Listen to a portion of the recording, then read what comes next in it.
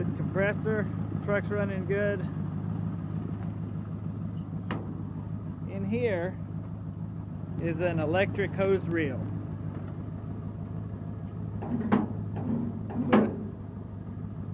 So you can run your air line. We have 8 and 10-inch hoses. Metal ducting also. So you can see how much hose comes with it.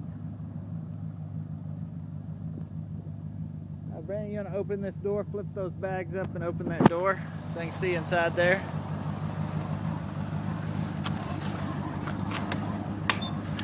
Go open the other side too. It's dark in there. So you can see this is the compartment where we store everything. Compressor. The unit is right there. And then